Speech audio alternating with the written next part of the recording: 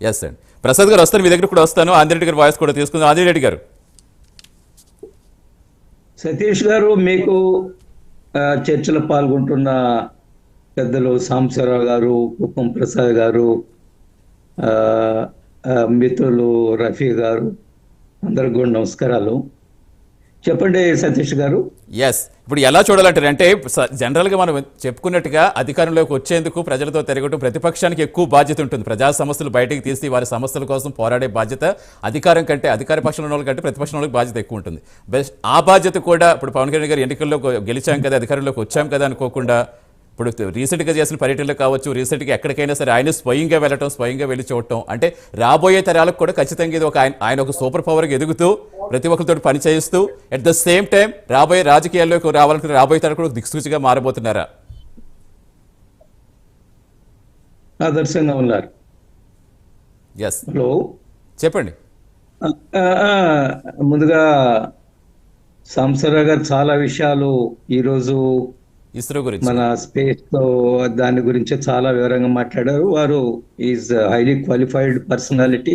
Yes, ఒకసారి Sunita Williams గారి విషయంలో ఆమె స్పేస్ స్టేషన్ లో ఉంది. ఆమె కిందకు రావడం డిలే అవుతున్న సందర్భంలో అనేక భ్రమలు, అనుమానాలు అన్నీ ఉన్న సందర్భంలో ఒక ఛానల్లో వారు చాలాసేపు, ఐ థింక్ 1.5 గంటకు పైన ఇంటర్వ్యూ ఇచ్చారు. చాలా సవివరంగా అనుమానాలన్నింటినీ తొలగిస్తూ, భ్రమలన్నింటినీ తొలగిస్తూ చూసిన తర్వాత నాకు ఎంతో జ్ఞానాన్ని పొందాను సాంబశివరావు గారి దగ్గర నుంచి. వారికి ప్రత్యేకంగా నేను ధన్యవాదాలు తెలియజేసుకుంటున్నాను. రెండోది, ఏం సతీష్ గారు నవ్వుతున్నారు? లేదండి, ఖచ్చితంగా అలాంటి వాళ్ళ వల్ల మనకి పిల్లలకి చాలా ఉపయోగపడే విషయాలు వస్తాయి. Qualified and intellectual. రెండవది, సతీష్ గారు, నేను గత 40 సంవత్సరాల నుంచి రాజకీయాల్లో, చాలా చిన్న వయసు నుంచి స్టూడెంట్స్ పాలిటిక్స్ లో ఉన్నాను. స్టూడెంట్స్ యూనియన్ ఎన్నికల్లో గెలిచాను. తర్వాత స్టూడెంట్స్ ఆర్గనైజేషన్ బాధ్యతలు, ఏబీవీపీ అనే దాంట్లో జిల్లా బాధ్యతలు నిర్వర్తించాను. తర్వాత రాజకీయాల్లోకి వచ్చాను. చాలా కింద నుంచి నేను రాజకీయాల్లో పనిచేస్తూ వచ్చాను. ఇక్కడ బహుశా సాంబశివరావు గారు అయితే వారు పెద్ద ఉన్నత స్థాయిలో ఉండి రాజకీయాల్లోకి వచ్చారు. ఆయన గ్రాస్ రూట్ లెవెల్ నుంచి రాలేదు కూడా. ఎందుకంటే మళ్ళాగా కింద నుంచి స్టూడెంట్స్ యూనియన్ పాలిటిక్స్ వచ్చిన వ్యక్తి కాదు.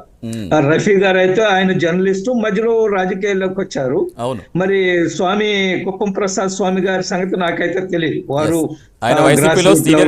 నాకైతే తెలియదు.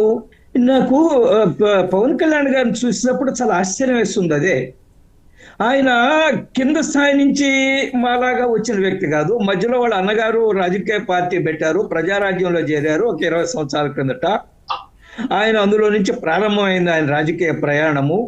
తర్వాత అది కాంగ్రెస్ లో విలీనం కావడము, చిరంజీవి గారు కేంద్ర మంత్రి కావడం, అదంతా చరిత్ర మనందరికీ తెలుసు. వీరు మళ్ళా ఈరోజు జనసేన ఒక రాజకీయ పార్టీని స్థాపించి ఆయన ఈరోజు ప్రజల్లోకి వచ్చి ఉప ముఖ్యమంత్రిగా. అందువల్ల నేను ఎప్పుడు కూడా పవన్ కళ్యాణ్ గురించి ఒక వ్యాఖ్య చేయదలుచుకున్నా.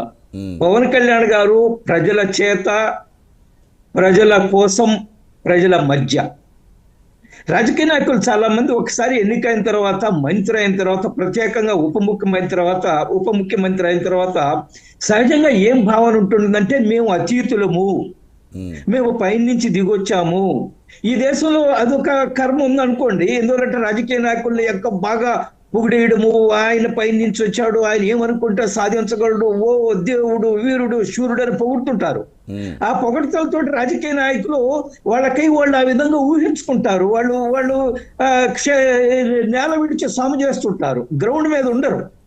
కానీ పవన్ కళ్యాణ్ గారు ఈరోజు నేల మీద ఉన్నారు, నేల మీద నడుస్తున్నారు, నేల మీద తిరుగుతున్నారు, ప్రజల మధ్యలో ఉన్నారు.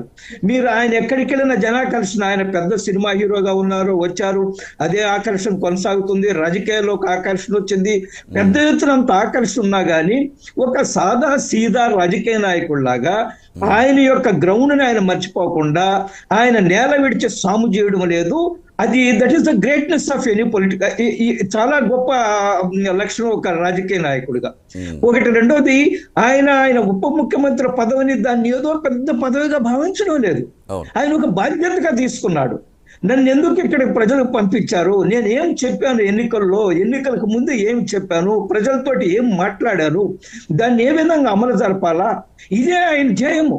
ఆ ధ్యేయంతోనే పనిచేస్తున్నారు. అందువల్ల ఆయన మనం చూసినప్పుడు ఒక సాధారణ వ్యక్తిలాగా జనంతో మీరు ఇప్పుడు చూపించారు, వీడియోలు చూపించారు, సాధారణ వ్యక్తిగా జనంతో నడుస్తూ నిరంతరం నిన్నటి రోజున ఎప్పుడు అని చెప్పారు కదా, నేను సగం రోజులు ప్రజల మధ్యలోనే ఉంటానని. ఏ రాజకీయ నాయకుడు ఈ రోజు ఆ పరిస్థితి ఉందా? ప్రజల మధ్యలో ఉండే పరిస్థితి ఉందా? ఆ పెద్ద ఎత్తున జనాకర్షణ గల నాయకుడు ఆయన. వేల మంది గత ముఖ్యమంత్రి లాగా వేల మందిని రక్షణకు పెట్టుకోలేదు. ఆయన నేరుగా ప్రజలతో కలుస్తున్నారు. ఒక ఎంపీడీఓ కదా ఈయన ఉప ముఖ్యమంత్రి, కానీ ఎంపీడీఓ మీద జరిగిన దాడికి ఏ విధంగా స్పందించారో మనం చూసాం. అన్న రఫీ గారు చెప్పారు, సీజ్ ద షిప్. పెద్ద అది వైరల్ అయింది కదా ఆ మాట. ఆ షిప్ చేయండి, పట్టుకోండి అన్న మాట నాకు ఒకసారి అమెరికాలో ఒక నల్ల జాతీయుడి మీద జరిగిన దౌర్జన్య కాడ గుర్తు వస్తుంది. ఏమన్నా అంటే ఐ కెనాట్ బ్రీత్ అన్నాడు అతను. అక్కడ ఉండే పోలీస్ అధికారి నల్ల జాతీయుడిని పట్టుకున్నప్పుడు అది పెద్ద ప్రపంచవ్యాప్తంగా వైరల్ అయింది. ఈ రోజు సీజ్ ద షిప్ అనేది కూడా మన ఆంధ్రప్రదేశ్ లో ఎంత పెద్ద వైరల్ అయిందో మనం చూస్తున్నాం. ఆయన సీజ్ ద షిప్ అన్న తర్వాత చాలా చర్చలు జరిగాయి. ఈయనకి హక్కు ఉందా, ఆపగలరా, అధికారులు ఉన్నా, కానీ ఏమైంది? అక్కడ ఉండే అన్ని దొంగ బియ్యం కిందకి దించేశారు, వేల టన్నుల కిందకి దించేశారు. అది ఎవరి వల్ల? పవన్ కళ్యాణ్ గారి వల్లనే. కాకినాడ పోర్టులో మనం ఏం చేసామో మనం అందరం కూడా చూస్తున్నాం. కాబట్టి ఈరోజు పవన్ కళ్యాణ్ గారు ప్రజలతోటి నడుస్తున్న ఒక నాయకుడు. ఆయనేం మా పార్టీ కాదు, అయినా కానీ కూటమిలో ఉండే ఆయన ఎంత చిత్తశుద్ధిగా పనిచేస్తున్నారు అనేది ఈరోజు ప్రజలు గమనిస్తున్నారు. ఆయన ఒకటే ధ్యేయము, నన్ను ఎందుకు పంపించారు, నేను ఏమి చెయ్యాలా, నా బాధ్యత ఏమిటి. ఖచ్చితంగా ప్రజలకు సేవ చేసే అవకాశం ఇచ్చారు కాబట్టి వాళ్ళకి సేవ చేసుకోవడానికి అధికారం, ఈ హోదా అనేది ప్రజలకి సర్వీస్ చేయడం కోసం ఒక మీన్స్ తప్ప ఆయన పైనుంచి దిగొచ్చిన వ్యక్తిగా ఎప్పుడూ కూడా భావించడం లేదు. ఆయన నేల విడిచి సాము చేయడం లేదు. ఆయన అదే చెప్పాను, ప్రజల కోసం, ప్రజల చేత, ప్రజల కోసం, ప్రజల మధ్యలో ఉండడు కదా. పెద్ద జనాకర్షణ గల నాయకుడు కదా. సహజంగా మీకు తెలిసి ఉంటుంది, సినిమా నటులు ఏం చేస్తారంటే సాధ్యమైనంత వరకు జనంతో కలవడానికి ఇది ఎందువల్లంటే ఎక్కువ సార్లు జనం మధ్యకి వస్తే ఆకర్షణ తగ్గిపోతుంది, తగ్గిపోతుందని దూరంగా ఉండడానికే ప్రయత్నం చేస్తారు. బట్ పవన్ కళ్యాణ్ గారు ఒక ప్రముఖ సినిమా హీరో, ఈ రోజు ఉప ముఖ్యమంత్రి, కూడా అంత పెద్ద జనాకర్షణ ఉన్న కదా, ఏమి శశిభిషలు లేకుండా ఒక సాధారణ వ్యక్తిగా ప్రజలతో నడవడం ఏదైతే ఉందో, I think this very very great. ఒక గొప్ప రాజకీయ నాయకుడు కూడా లక్ష్యం ఆయనకు ఉందని నేను అనుకుంటున్నాను. ప్రసాద్ గారు, అధికారంలో ఉండి ప్రజా